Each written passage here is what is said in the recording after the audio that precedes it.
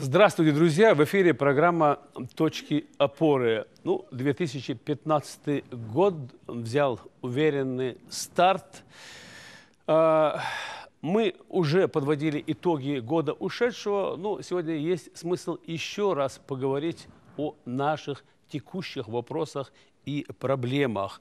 Сегодня мы с вами еще раз, очередной раз вспомним, что регион-то наш по нынешнему экономическому потенциалу скорее или больше аграрный, чем промышленный.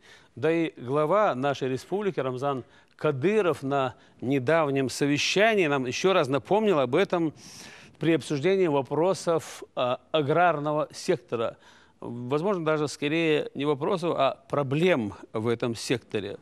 Вопросы продовольственного обеспечения сегодня обретают особую актуальность, если учитывать процессы, происходящие в мире, в России, да и вокруг России, если учитывать и позицию стран Евросоюза. И мы сегодня попытаемся еще раз обратить внимание на эти вопросы в нашей дискуссии с участниками нашей программы, с нашими уважаемыми экспертами, которых я вам с удовольствием представлю. И сегодня в нашей дискуссии принимает участие министр сельского хозяйства Чеченской Республики Муса Дадаев, председатель сельскохозяйственного производственного кооператива Асламбек Ларсанов, Авхан Джамуханов, заместитель председателя Комитета по малому и среднему предпринимательству нашей республики. Также принимают участие в нашей программе представители ряда районов нашей республики, сельскохозяйственных отделов. В процессе нашего общения каждый из них представится. А поводом сегодняшней нашей встречи это недавнее совещание. Буквально на днях глава республики провел совещание с министерствами, ведомствами республики и выложил свою инстаграм-страницу. Мы с вами помним, глава указал на то, что наша республика, не должна быть и не может быть зависимой от поставок продуктов питания, продовольствия из других субъектов Российской Федерации. То есть у нас не должны быть сегодня проблемы импортозамещения. Мы сами должны себя прокормить и производить свою сельхозпродукцию. Более того, у нас есть на это серьезный и людской ресурс, и земельный ресурс, и, главное, большая поддержка со стороны государства.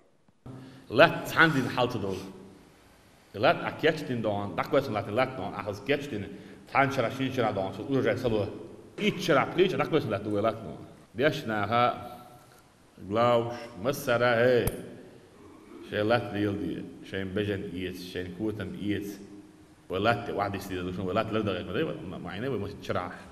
That case a lot of Hadosh, this is a guitar midon. Adias was Nistish, Tadish, had the door, the Husan with Hint with Masara, is the Akatsayaga, Nach Kit Sabaha, Sassal Don. Paket Amakadin Don, visible Sadedu, what did I do? 1% budget تاخذنا يو إقيت تاخذوا أخذنا يا لا هذا شيء أخذ قاعد يجلسوا يسوونه.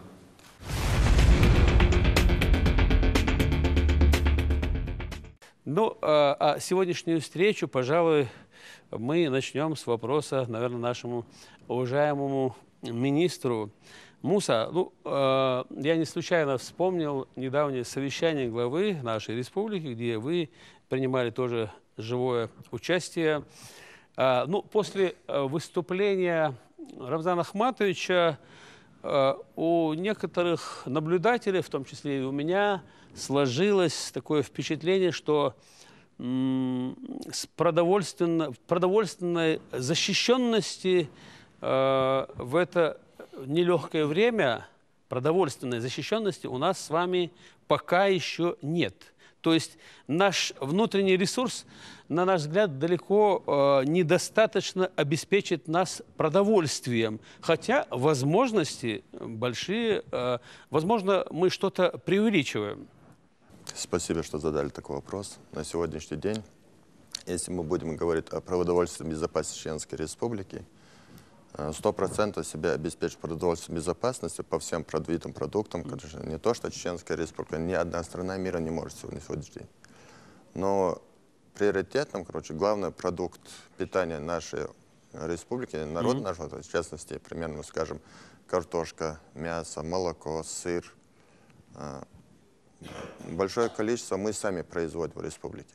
Но если же мы хотим опереться на государственный сектор, то сравнительно после 2 боевых действий, мы на сегодня 100% обеспечить, или 50 или 60% обеспечить этой продукцией за счет госсектора мы не можем. Но за счет частного подворья, крестьянско-фермерских хозяйств, мы довольно-таки успешно на сегодняшний день с каждым годом динамично продукты поставляем на рынок. И, как анализ показывает, цена намного ниже, чем в ближайших субъектах. Вот, в частности, мы можем, по мясу, в принципе, можно сказать, что мы можем себя обеспечивать, потому что цена на рынке не так быстро, скачки на мясо идут. Но если же мы сегодня возьмем продукты, как картошка, лук, капуста, морковка, у нас на сегодняшний день наших логистических центров, или же, как обычно мы говорим, на складах сельхозтоваропроизводителей, на сегодняшний день они еще присутствуют. Востребованность на них, казалось бы, есть, но, как мы всегда, вчера мы ездили на Урский район, в частности, СПК Агромир на Урске, у нас на складах на сегодняшний день есть и картошка, есть лук, есть морковка. По республике у нас цены-то идут уже, но мы уже поставляли эту продукцию, наша республика, эту продукцию, в частности, Подмосковье, в Броницу они отправляли груз, и в город Иваново отправляли груз. И, в частности, касается вопроса ценовой экономики, что цены растут. Каждый второй говорит, что цены растут, цены растут, цены растут, и прежде всего винят в этом сельхозтоваропроизводители. Но хочу я заметить одно, что сельхозтоваропроизводитель по всей территории России отпускная цена той продукции, которая у них сегодня есть, самая минимальная. А за счет посредников и конечным точкам цены уже на 100%, 150%, иногда и 200% цены возрастают. Спасибо, Муса. Ну, это прекрасно, если мы сумели покрыть наши потребности в тех или иных продуктах. На это и глава обратил внимание, ну и мы с вами активно передвигаемся по республике, не можем этого не заметить, да. Ну, огромное количество таких пустующих, невостребованных земель. Это что, такое явление такое случайное? Или здесь все-таки есть люди, которые так или иначе, ну, я не знаю, нарушают какую-то рабочую дисциплину или не обращают должного внимания на этот земельный наш ресурс? У нас же очень плодородная земля. Тоже вы справедливо заметили, есть люди, которые относятся халатно к своим обязанностям, которые даже непосредственно воспроизводят сельхозпродукцию. Есть люди, которые стараются работать. Но за один этот год, примерно, за 2014 год, мы отдали, на заявка поступила на выдачу земли на 129 тысяч гектаров. Из них 9 тысяч гектаров мы передали в аренду или крестьянское фермерское хозяйство, более 9 тысяч гектаров. Остальная земля, примерно, это пастбищные угодья. Человек, когда делает заявку, если же мы из ГУПа вырезаем какой-то участок, передаем, на тот момент он говорит, что да, я буду воспроизводить, я буду сеять, пахать и воспроизводить сельхозпродукцию. Мы не можем ему в этом отказать, потому что он говорит, что он хочет. Но когда уже он становится собственником земли, значит, уже земля или простаивает, или зарастает бурьяном. И, соответственно, через 3 года МИЗОК, Министерство земельного имущества, расторгает договор, или же в судебном порядке, или же должны, примерно, возвращать в казну государства земли. Вы немного предвосхитили мой очередной вопрос, а у нас есть такие примеры, когда вот эти земли были возвращены? За прошлый год более 10 тысяч гектаров мы возвратили казну. Более 10 тысяч гектаров. Да, да. Ну, при всем при этом радует другое. Очень приятно, что в нашей студии сегодня появился человек, который своим примером, своим отношением к труду, к земле еще раз доказал, что у нас есть прекрасный потенциал, что у нас есть великие возможности, что по всем параметрам, если мы будем относиться к земле и к нашим ресурсам так, как относится к ним уважаемый эксперт нашей сегодняшней программы, у нас, конечно же, не будет никакой необходимости завозить сельхозпродукцию из-за пределов нашей республики. И причем вопросы импорта, замещения, они будут решены автоматически. Асланбек Ларсанов, представляю вам, друзья и наши зрители, председатель сельхозпроизводительного кооператива. Асланбек, я слышал еще, готовясь к этой встрече, мы интересовались вашим хозяйством, что, собственно, на вашем хозяйстве вопрос импортозамещения, он как-то не стоит на повестке и не стоял. Что вы сегодня производите? Чем вы можете поделиться и с нашими зрителями, и с нашими уважаемыми участниками программы? Как вы сумели вот так не только поддержать себя и стать образцом вот в этой сфере? Производить, ну, буквально все. Если вы производите весь борщевой набор, это уже многое значит.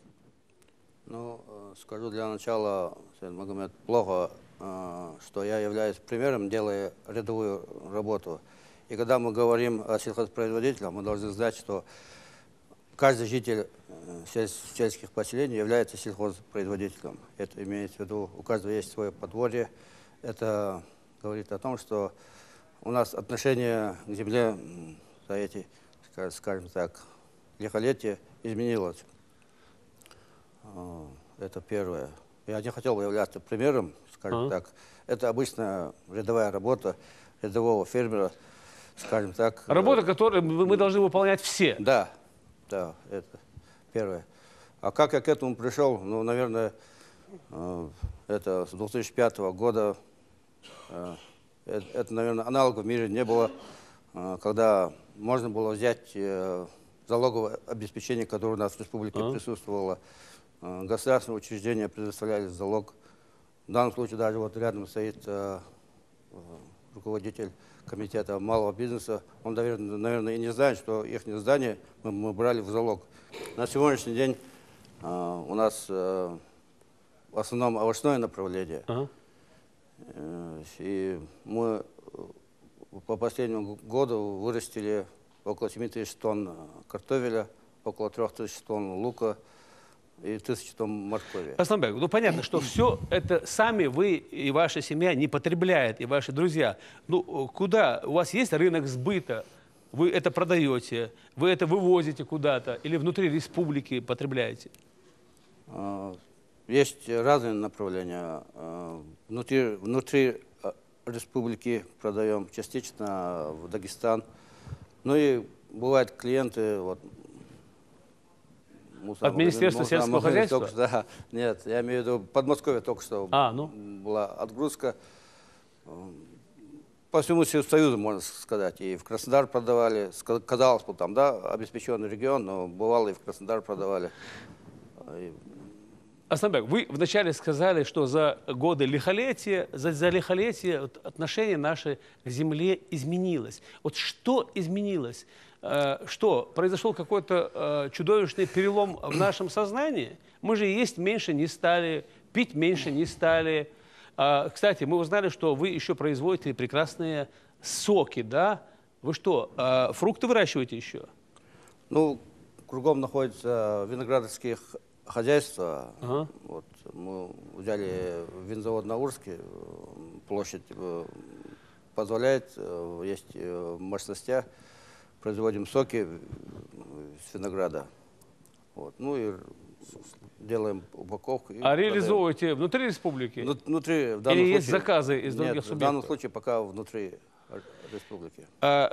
Спасибо. Асланбек, Муса, еще раз возвращаемся к виноградарству. Мы с вами помним, как в былые годы виноградарство после нефтедобычи и переработки в республике была такой второй, можно сказать, бюджетообразующей статьей. Да? Сегодня в рамках вашего ведомства рассматривается вопрос о возрождении этой области, этой отрасли виноградарства. Министерством сельского хозяйства разработана программа с 14 по 20 годы по виноградарству. Значит, на сегодняшний день, как бы, нельзя возвращаться в прошлое, наш член Ингушетия, если память меня, до 100 тысяч гектаров у нас виноградника было тогда. А в связи с 89 году, когда борьба против алкоголя... Андроповским законом. Мы почти что уничтожили и остатки виноградника у нас в республике за время боевых действий. Но на сегодняшний день уже плодотворно. Ежегодно мы по 500 гектаров высаживаем. И до 2020 года мы должны прийти... Ежегодно высаживаем по 500 гектаров? По 300, 400, 500 гектаров ежегодно новых молодых виноградников высаживаем. И на сегодняшний день, к 2020 году, мы должны прийти к индикатору до 6 тысяч гектаров. На сегодняшний день у нас составляет 3,5 тысячи гектаров виноградника. Кстати, я хочу передать слово уважаемой участнице нашего сегодняшнего проекта. Передайте, пожалуйста, микрофон. Вот вы представляете хозяйство «Авангард», вы сказали. Вот вы на чем специализируетесь, что вы производите? И вообще, как хозяйственники, насколько вы удовлетворены сегодняшним состоянием вашего хозяйства? Вы как? Вы едва что-то производите, продукцию, позволяющую жить в эконом-режиме? Или у вас есть такие долгосрочные перспективы? У меня основная отрасль – это виноградарство. Виноградарство – это отрасль очень прибыльная, обеспечивает людей рабочей силы, занятость населения. Виноград, я работала еще с советских времен на винограде, это была очень прибыльная, очень культура. Сейчас Министерство сельского хозяйства нам выделяет субсидию. Мы на субсидию приобретаем саженцы, сажаем виноград. Посажено уже более 100 гектаров молодых виноградников. Из них уже 40 гектаров... Только в вашем хозяйстве? В моем хозяйстве. Из них только 40 гектаров уже вступили в плодоношение. Всего в хозяйстве на сегодня 148 гектаров, из них 68 плодоносящих. Вы параллельно создаете и новые рабочие места. Да? Сколько человек у вас задействовано в хозяйстве? В сезон бывает по 50, 60, по 100 человек бывает. На уборке вообще людей... И люди сразу получают зарплату, очень заинтересованы. Сейчас основное внимание уделяется на столовые сорта. Мы с этими событиями отстали. Раньше, оказывается, в других субъектах, уже в Дагестане, посадили новые сорта винограда, более комплекс устойчив к болезням, вредителям. И намного легче новые сорта выращивать. Скажите, а вот без поддержки нашего профильного министерства вы можете дальше развиваться? Можем, как виноградники начнут стадии плодоношения. Сейчас новые виноградники, за ними нужен уход. Но министерство нас поддерживает. Уходные работы, субсидии дают. В чем выражается эта поддержка? Денежными средствами. Рабочим, которые выполняют на молодых виноградниках работу, выдается заработная плата в виде полученной субсидии министерства. Пожалуйста.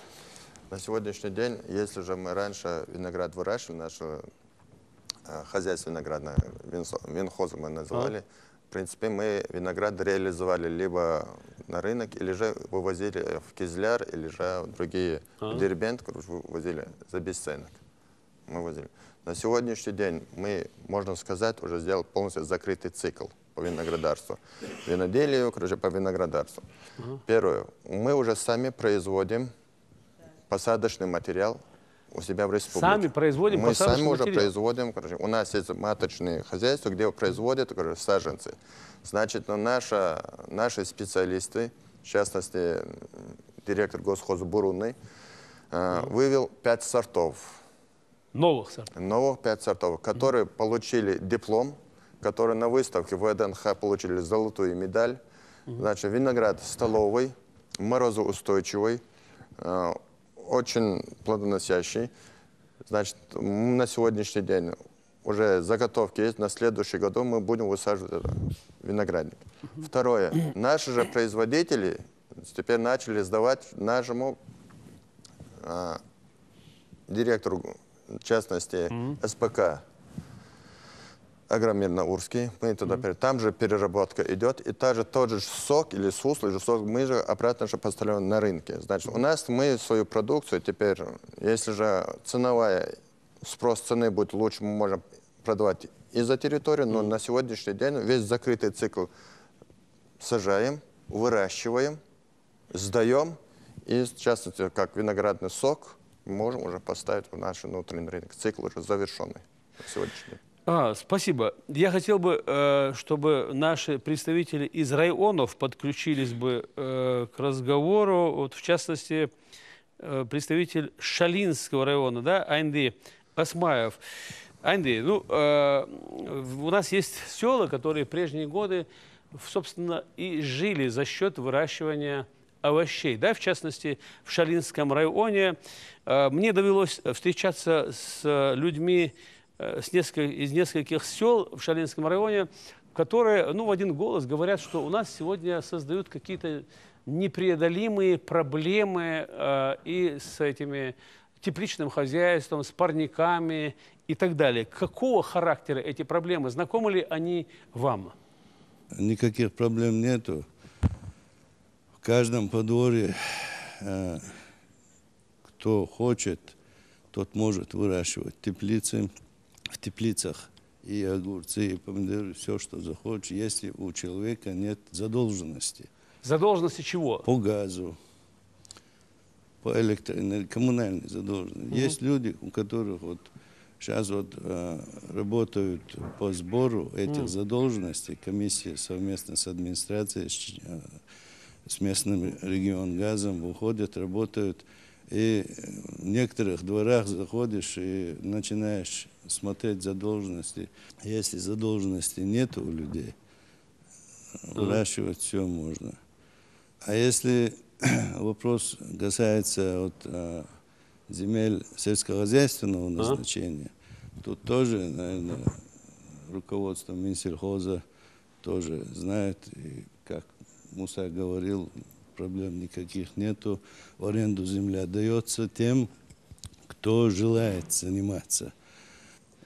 Другими словами, скажите попроще, сколько человек, сколько хозяйственников или предпринимателей, или индивидуальных предпринимателей вам удалось поддержать в истекшем 2014 году? Вы можете назвать хотя бы одно хозяйство вашего района, что есть это живое, действующее хозяйство, этот механизм, которым мы гордимся? У нас в районе на сегодняшний день действующих 37 КФХ и 119 индивидуальных предпринимателей арендуют земли сельхозназначения. В КФХ арендуется 5189 гектаров. У индивидуальных предпринимателей около 50 тысяч. В итоге у нас в госхозах, в 6 госхозах района всего используемая пашня на сегодняшний день 5122 гектара, а в КФХ и... В 6 госхозах? В 6 госхозах. Так, у меня еще один вопрос. Вы сказали в 6 госхозах, да? В районе 6 госхозов. Да. Сколько из них прибыльных госхозов, рентабельных? Рентабельных госхозов. Или они так себе создали, и слава богу, пусть существуют. Я хотел привести один пример. Буквально в прошлом году, в июле месяце, уважаемый министр не даст соврать, у нас было хозяйство госхоз Герменчукский. И вот там поменяли инвестора у нас. Госхоз был в таком плачевном состоянии. Что он производит? Он производит и зерно, и животноводство. Очень хорошая молочтоварная ферма построена в госхозе. А на наш рынок поставляют эту продукцию? Да, поставляется. И вот там в июле, буквально 4 июля 2014 года инвесторы поменяли. Сегодня там инвестор, наш глава района Ибрагимов Турпалали. С июля месяца инвестор вложил в это хозяйство более 4 миллионов рублей. Ну, конечно, и совсем другое самочувствие этого госхоза, я полагаю. Тогда как предыдущий инвестор с декабря 2012 года по июль 2014 года ни одного рубля не вносил. Ну, а что же вы его 2 года держали? Ну, это...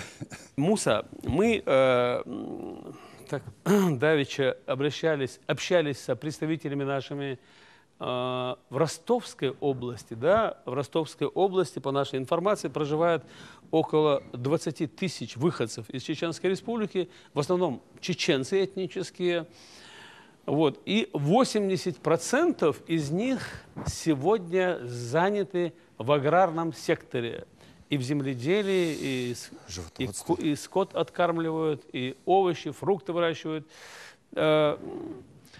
Вы не задумывались над тем, что этот потенциал можно было бы привлечь в нашу республику? Но для этого, очевидно, наш сектор для них аграрный должен быть гораздо более привлекательным, чем ростовский. Ни один субъект Российской Федерации не так привлекателен, чем Чеченская Республика. Если с точки зрения, рассмотреть в помощь сельхозтоваропроизводителям. Субсидирование, с министерства. По поручению главы республики за прошлый год нам было выделено на 150 миллионов рублей, мы закупили удобрения, средства защиты, семена яровых культур, овощных культур. Значит, каждый руководитель хозяйств, будь то арендатор, крестьянское фермерское хозяйство, директор ГУПа, 50% мы им субсидировали. На тонну удобрения Минсельхоз безвозмездно выдавал 100 тонн удобрений. Ни одном субъекте России на этого... 50%? На 50%. Если же он покупал тонну удобрений, мы тонну удобрений давали. На безвозмездной основе? На безвозмездном основе. Если же он брал средства защиты, на литр средства защиты, мы давали литр средства защиты. Но только на элитные семена. На элитные семена очень давали. Значит, если же он покупал какой-то сорт овощных культур на... Допустим, на 1 гектар овощной культуры он покупает семена, на 2 гектар мы безвозмездно давали. И средства защиты давали, и удобрения давали, все полностью мы отдавали. На сегодняшний день, если же человек хочет трудиться на территории Чеченской Республики, хочет возделывать сельхозпродукцию, пожалуйста, хотя бы один человек, которому мы отказали заявки на получение в аренду земельного участка. Но есть вопрос профильных специалистов. Если ты идешь врачом, у тебя должно быть образование врача.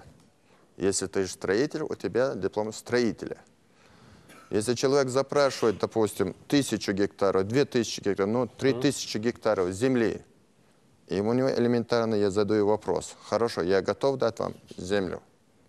Покажите свою технику, чем вы будете обрабатывать. Или же, короче, у вас, я не говорю, я не заглядываю в кошелек, в карман, вот чем вы будете обрабатывать. Если он говорит, ну я найду способ, дайте мне главную землю. Я же имею право сказать, вот покажите, чем вы будете обрабатывать. Технику, парк, где у вас что, где вы занимаетесь. Просто, если в этом вопросе у нас бывают споры, может такое появиться. На сегодняшний день, если мы будем сегодня говорить о ГУПах, ГУП как форма собственности себя изжил. Значит, землю... И что вы предлагаете, какую альтернативу? Поэтому на сегодняшний день мы посмотрим... В некоторых регионах от них уже отказались, вы в курсе? Отказались, но мы еще не успели отказаться. Если мы сегодня все ГУПы начнем ликвидировать, значит, ликвидационная комиссия их ликвидирует, значит, у каждого есть долги, задолженности, по заработной плате, может быть, или по договорам. Значит, и все имущество, если даже, короче, с аукциона продадим, значит, у нас не хватает денег для выплаты этих долгов, допустим, должникам. Мы не можем, в бюджете республики нету денег. Так, Если... и вы еще продолжительное время намерены терпеть убыточные губы? Нет. Мы не можем в этом части, как топором, короче, как гордей узел разорвать. Нет, не можем. Потому что сегодня же мы предлагаем, короче, или же создана правительственная комиссия. Эта комиссия рассматривает полностью анализ, делает все ГУП. И мы, короче, предлагаем как ГУП, как имущественный комплекс передать в аренду. В аренду? Да, как вместе с долгами. Казалось бы, короче, никто не согласится.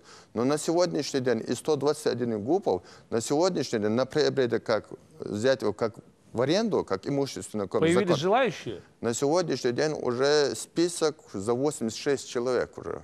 Не то, что на одно хозяйство по 2, по 3 человека уже. То есть здесь уже на конкурсной основе получается, да? Да, как и должно быть. А я думаю, что эти кандидаты из числа проверенных людей. Ну, это уже как бы анализ покажет, потому что мы будем проверять конкурс, делать на основании тоже принимать методы, кто, как, что, анализ, все это мы полностью будем делать. Но не с закрытыми глазами, вот, отдать нет. Есть руководители, как и везде примерно, есть руководители добросовестные, есть арендаторы добросовестные, крестьянские фермерские хозяйства. 100% идеально нигде никогда и не было, примерно не может быть. Спасибо. Авхан, вы внимательно слушаете и, очевидно, делаете свои выводы. Ну, складывается такое впечатление внешнего такого благополучия, честь и хвала нам всем и нашему Министерству сельского хозяйства. Ну, самочувствие предпринимателя тоньше вас, наверное, никто не ощущает. А что говорят ваши коллеги-предприниматели, которые из числа тех, ну, которые не совсем еще состоялись в силу разных причин, и не всегда в силу там, финансово-экономических причин? Спасибо за вопрос. Я долго ждал, что вы мне Спасибо за долготерпение. Да. Складывается такая, в общем-то, все в шоколаде картина.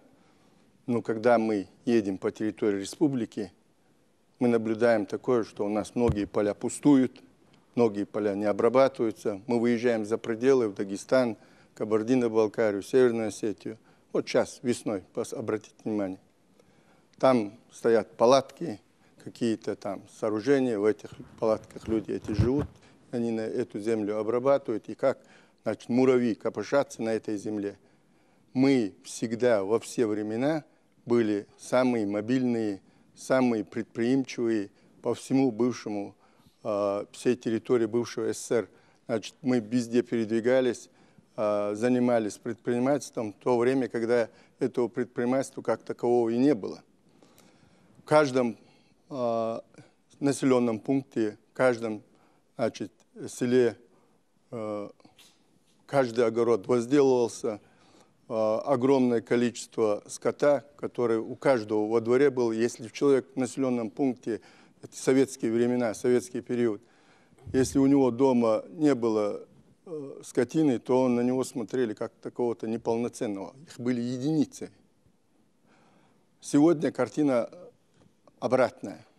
Почему? Потому что есть наши села превращаются в города. Да, потихоньку, значит, сегодня каждый старается не работать. Тут действует социальный закон. Если хочешь разложить общество, дай ему гуманитарную помощь. И вот это общество за 20 лет, все эти проблемы идут оттуда, оно потихоньку разложилось. Каждый считает получить какую-либо финансовую поддержку, ничего не делать. Ничего не делать. Получить деньги любыми путями. Вы сейчас уже намекаете на некое иждивенческое настроение. Да. Значит, любыми путями получить эти денежные средства, значит, знакомством, значит, какими-то протекциями, телефонными звонками, стучанием кулаком в грудь о том, что вот он такой, значит, всегда везде поддерживал том, что мы сегодня делаем и так далее. Что он, если ему не дадут обратиться, значит, напишет в Инстаграм главе республики, что вот. А на своей сути он ничего не делает и никогда не делал. Авхан, вы человек с солидным хозяйственным стажем. Ну как переломить ситуацию? Вы говорите о наших полях, необработанных полях вдоль наших, кстати, замечательных дорог, да? Да.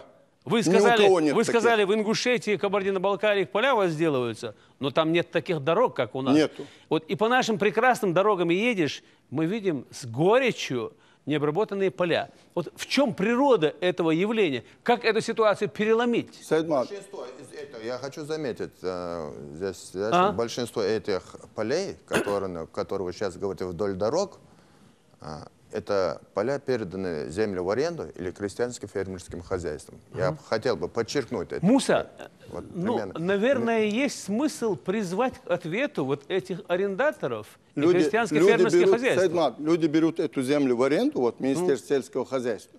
Нет, И у нас желательно- они не берут землю. Не, Мы я же имею в виду, передают первоначально идут к вам, Так. потом Министерство имущественных отношений заключается договор с перспективой о том, что вот на 49 лет, каждому нужен договор на 49 лет. Так. Для того, чтобы там за 49 До конца лет... жизни. Или, да, значит, как там сложится, неизвестно, а вот я буду владеть, это будет мое. И он ничего не делает. Вот человек, который землю не обрабатывает, у него надо землю Так, забирать. господа, Без всякого. вы здесь присутствуете с правом законодательной инициативы. А нельзя сломать этот механизм? Хорошо, Муса. я отвечу. Когда каждое второе, когда мы критикуем и Министерство здравоохранения, и Министерство промышленности, и образования. И чаще то по делам. И каждый раз, кому не лень, начинает говорить про сельское хозяйство, что у нас. Я еще раз говорю, если мы хотим выжить, чтобы у нас большой набор был только за счет госсектора, никогда такого не будет. Коммунизма нету.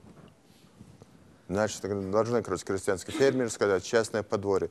Если же быть, мы с главой Ачхамартанского района, когда я был в одном населенном пункте, если же подворье крупнорогатого скота, население предел 6 тысяч, у него крупнорогатого в селе было до 9-11 тысяч голов, поголовья крупнорогатого скота. На сегодняшний день там поголовье крупнорогатого скота составляет не более 4 тысяч.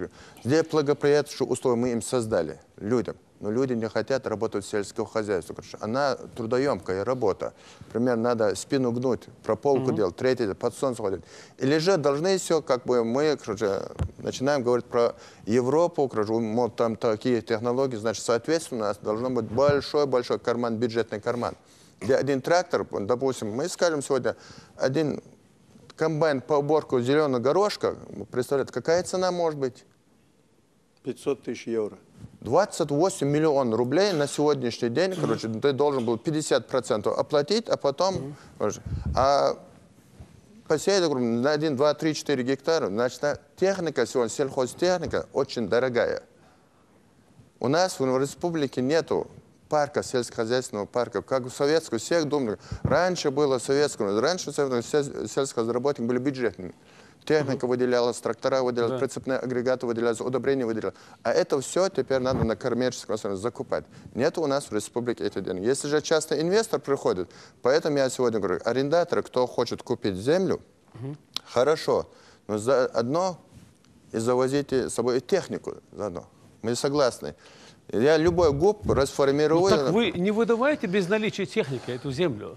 Ну, вы выше сказали. Ну, мы теперь и делаем, если даже мы к этому... Потом и второй вопрос. Мы отдаем земли, пастбищные земли. Человек дает заявку. Я хочу примерно дать заявку. 500 гектаров земли. Пастбищные земли. Собственно, вопрос, На первый год, мы сейчас дали установку, на первый год, от занимаемой площади на каждый крупнорогатый скот или мелкорогатый скот есть нормативы. Земельный удел норматив на крупнорогатом пастбище земля 1 гектар. На МРС 0,5 гектаров. Значит, на первый год, когда он получает аренду, от занимаемой площади он должен, например, содержать стадо не более 30%, он должен, от занимаемой пастбищной земли, он должен уже, у него должно быть поголовье. Второй год у него должно быть уже 60% примерно. Вот так мы тоже ставим нормативы. Закон, если человек просит землю, из-за того, что у него нет трактора, закон не говорит, что не давай ему эту землю. Вот примерно мы сегодня, потому что эта земля, он говорит, сегодня и в частности, и ГУПы не могут обработать всю землю на сегодня. Пахотную землю, пастбищную, за ним, потому что на них и давит и долги примерно, то же самое, ряда объективных причин. Это, ну, самый такой, объективная причина, это неродимые директора ГУПов, примерно, которые заведомо, знаете, загнали. Но мы хорошо, лучший метод заменить директора. Но нет у нас кадров на сегодня. Вы посмотрите средний возраст сельхозтоваропроизводителей. Посмотрите средний возраст. Если мы пойдем в образование, если мы пойдем в здравоохранение, если в другом пойдем, средний возраст 23, 25, 30 лет. На сегодняшний сельхозтоваропроизводитель в нашей республике средний возраст составляет 45, 50 и 60 лет. Вы пройдите на совещание. На сегодняшнюю политику уже полностью пересматриваем. Мы уже заключили договора с институтами, с университетом, привлекаем студентов, выезжаем, короче, на семинары с ними, общаемся, выводим их на сельхозпредприятия.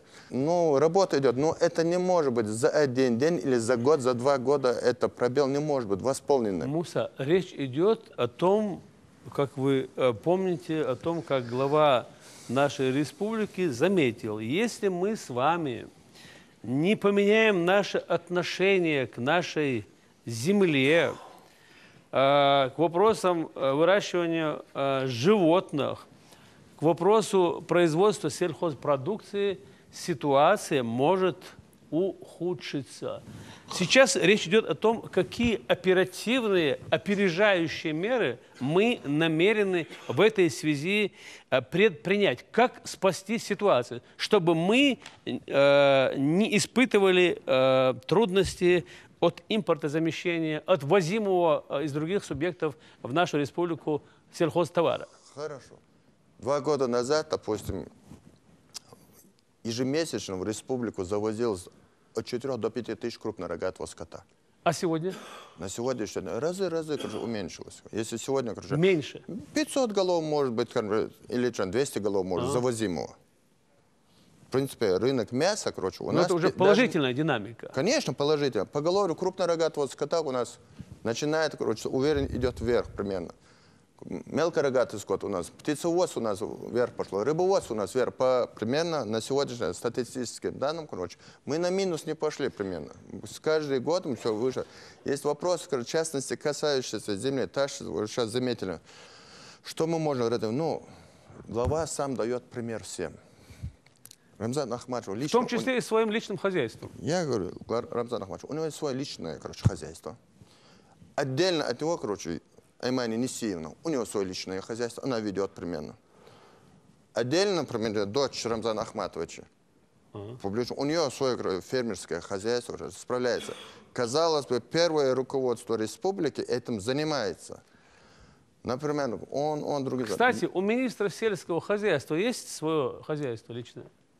Подворье свое личное. Подворье есть? Конечно, есть. Сейчас появилось или было всегда? Нет, она была, есть и надеюсь, что будет в последующем. Авхан, вы не договорили. Вот Муса говорит, что у нас не всегда хватает квалифицированных специалистов в этой сфере. Я знаю, что в вашей сфере есть далеко еще не востребованные специалисты с серьезным стажем, опытом работы. Ну, какие проблемы сегодня? Что сегодня мешает нашему предпринимателю встать на ноги и громко о себе заявить? Я таковых знаю очень мало. Но вот рядом с вами Асланбек, ну, честь и хвала, слава Богу. А еще? Есть, Сайдмат, конечно, есть предприниматели, есть, которые работают плодотворно, работают в сельском хозяйстве. Но есть такие системные вопросы, которые необходимо решать. Вот какие системные вопросы? Давайте их сейчас артикулировать. Вот, значит, сегодня мы по прошлому году, если возьмем, из федерального бюджета привлекли в республику 620 миллионов рублей денег. Это по вашему комитету? Да, по нашему комитету, по программе софинансирования 70 миллионов республиканских денег использовали, получили 620 из федерального бюджета.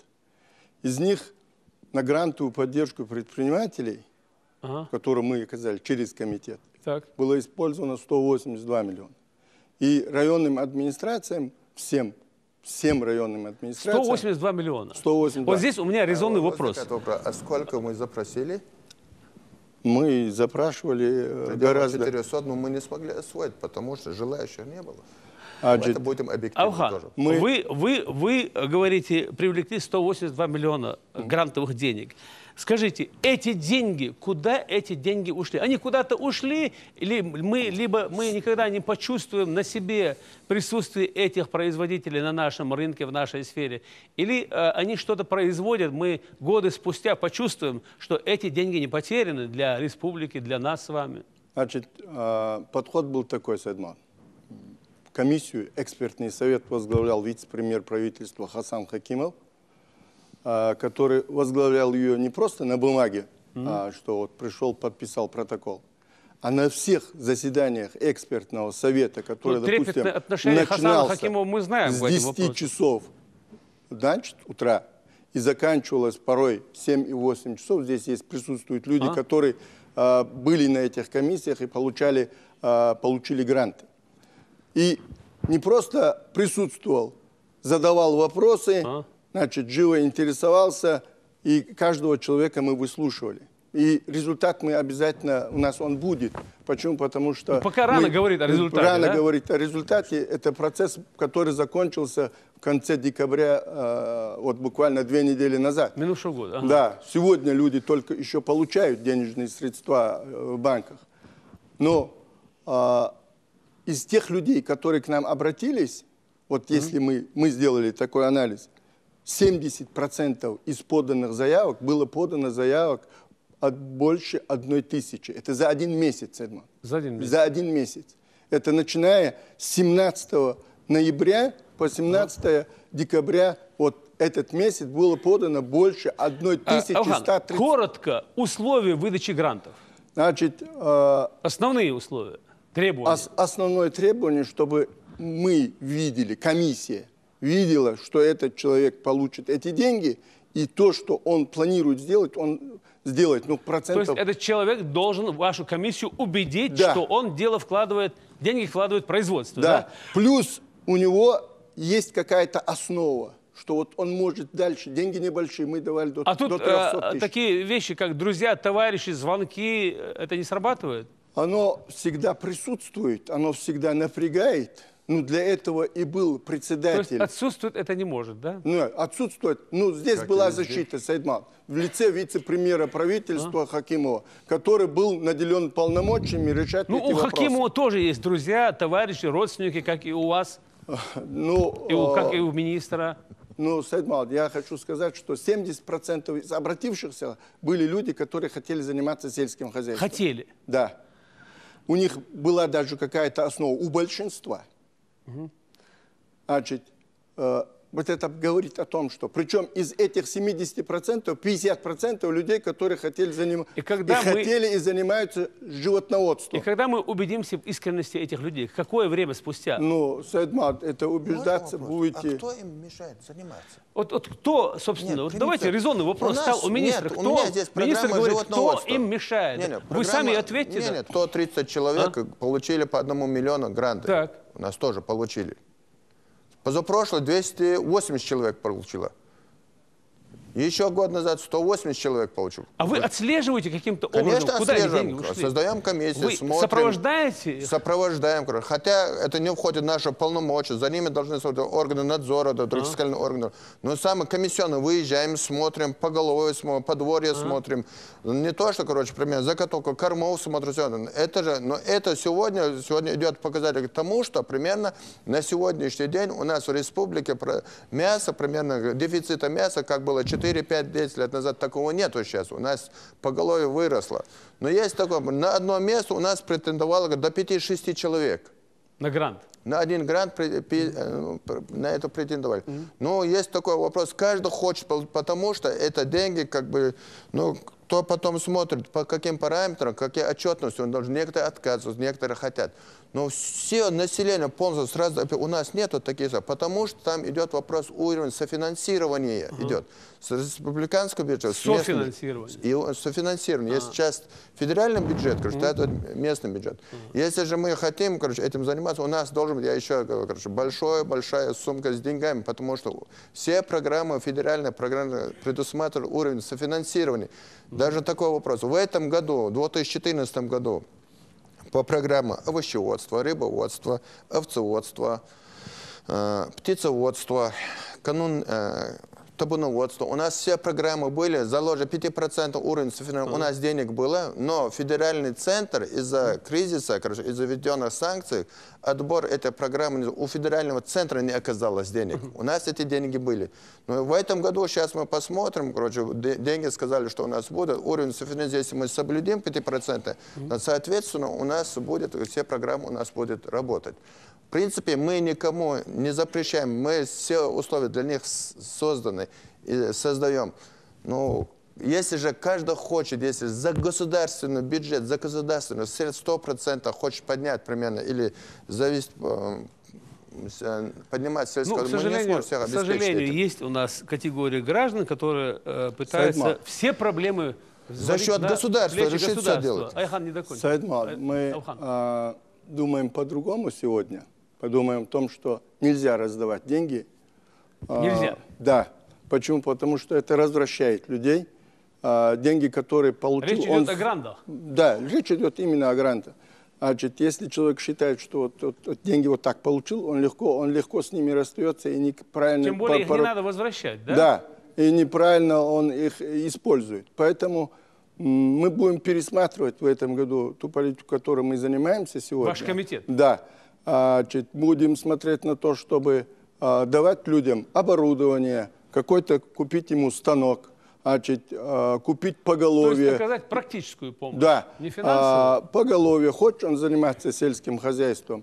Значит, собрали мы 100 таких человек и купили на те деньги, которые нам выделены, на эти 100 человек большое поголовье крупного рогатого скота, причем племенного, неизвестного происхождения, а племенного, как положено, завезли в республику, всем показали, поставили бирки и выдали этим людям, тем, которые говорят, что я вот этим буду заниматься.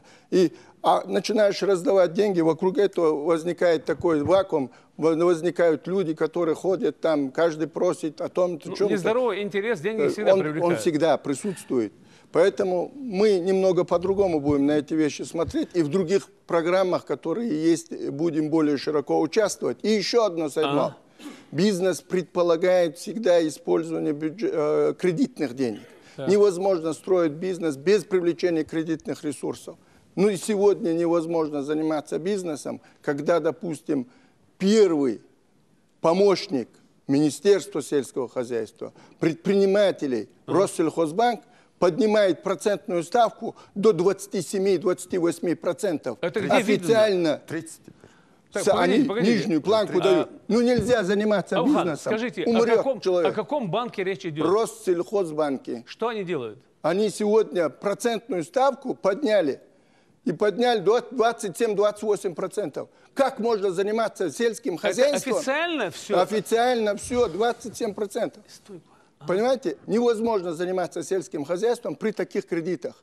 Невозможно, не выживет. Ни один сельхозтоваропроизводитель, взяв этот кредит, все, он умер. Так, на нашем рынке не только Россельхозбанк, есть другие банки. Значит, по другим банкам я вам скажу. Россельхозбанк был создан под сельхозтоваропроизводитель. Да, Это именно. банк Министерства сельского хозяйства российского был создан.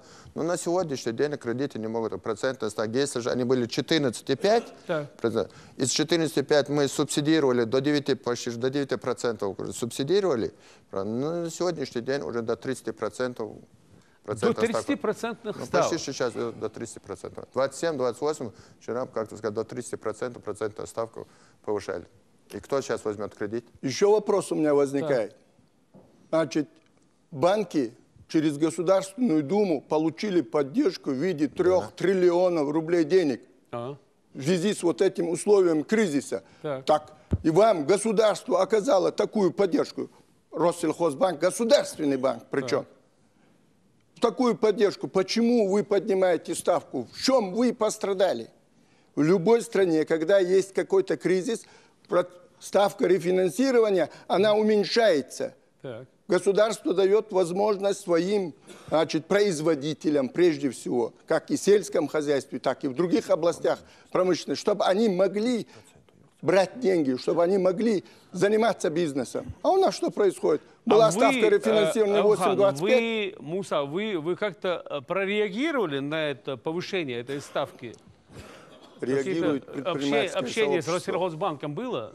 Ну, общение с Россельхозбанком было, соответственно, письма были, вышестоящее руководство письма были, но на сегодняшний день политика банка, не только Россельхозбанк, все банки на сегодняшний день так идет.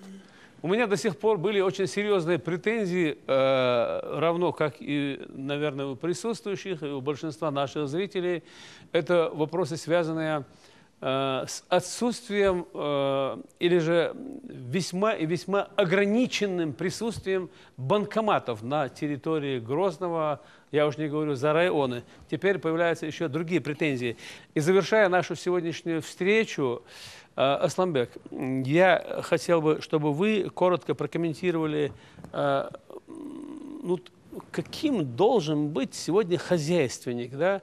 У вас все получается. Но что нужно делать, как нужно к делу относиться так, чтобы все получалось, чтобы хозяйство процветало? Что нужно поменять в нашем образе жизни, образе мышления, психологии, в конце концов? Ну, я скажу на собственном примере. Вот, мы в нашем хозяйстве получился такой семейный подряд.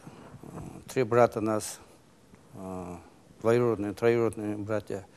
Сегодня мой племянник закончил Московский институт, экономический институт. Он сегодня у меня на ферме. На ферме? На ферме. Убирает навоз, кормит скотину. Другой племянник закончил юридический. Он на птицеферме. Тоже занимается производством. Я им сказал, не смотрите на чужие дома, на чужие машины. Вот есть у вас лопата, вот бойтесь того, что у вас кто-то может забрать эту лопату. Работайте лопатой. Завтра будет тачка, работайте этой тачкой. Вот. Нам нужно работать теми средствами, которые у нас сегодня есть в руках. Вот если мы будем работать, то тогда обязательно нам придет какая-то помощь. А если просто будем сидеть и ходить по ведомствам и по комитетам, то, я думаю, это путь никуда. Баркал, ну, конечно же, выпускники московских вузов, другие выпускники московских вузов сказали бы: дядя, дай-ка мне там 221-й, у меня московский диплом, надо в люди выезжать. Муса. Когда все хотят устроиться на работу, все хотят на госслужбе быть. Для выпускников сельскохозяйственников у нас были вакантные места. Все рвутся на госслужбу. Все хорошо, каждый хочет работать в министерстве. В аппарате непосредственно, у министра. И когда приходили, окончился высшее учебное заведение, уже готовые к работе, труду, люди, мы им говорили: давай хотя бы на полгода, на 2 месяца, пойдешь в какое-либо хозяйство по своей профильной специализации, там будешь. Если покажешь себя там хорошо, мы тебя возьмем в аппарат. Но самый главный вопрос в чем было?